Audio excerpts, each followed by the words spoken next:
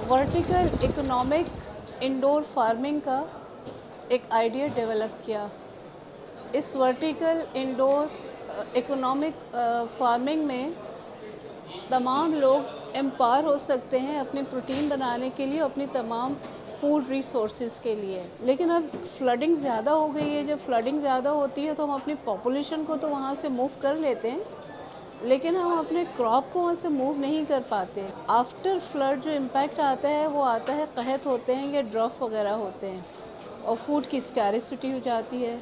देखिए, इसके अंदर छोटे छोटे से रैक होते हैं जो कि वर्टिकल होते हैं। उसके अंदर हम क्रैब भी बना रहे हैं, हम उसके अंदर सब्जियां भी बना रहे हैं, हम उसके अंदर मछली भी बना रहे हैं और हम उसमें मशरूम्स भी बना रहे हैं।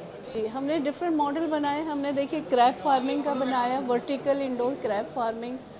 इसको आप अपने घर में बना सकते हैं, क्रैब की फैटनिंग कर सकते हैं। छोटे छोटे क्रैबलेट्स लेकर आएँ और आप उनको फीड कराएँ।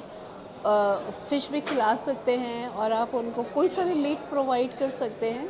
और ये आपका ना ऑर्गेनिक होता है, क्योंकि आप उसमें कोई केमिकल की फीड नहीं दे रहे होते। तो organic vertical indoor economic farming जो कि एम्पावर कर रही है आपको अपनी फूड की रिसोर्सेज डेवलप करने में। मसलन हमने एक vertical indoor economic crab farming में मशरूम को भी हमने डेवलप किया है। बेसिकली बटन मशरूम है, हमने ऑयस्टर मशरूम भी बनाया है, उसकी भी क्रॉप्स बनाई और बटन मशरूम की भी बनाई।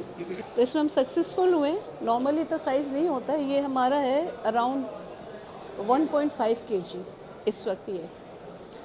और देखिए ये हाईली फिब्रस है, यानी डाइजेस्टिबिलिटी इसकी बहुत अच्छी है। वाइट मीट है, इसमें कोई हीक नहीं है, कुछ नहीं है। ये हमने लेबोरेटरी में डेवलप किए हैं अपने।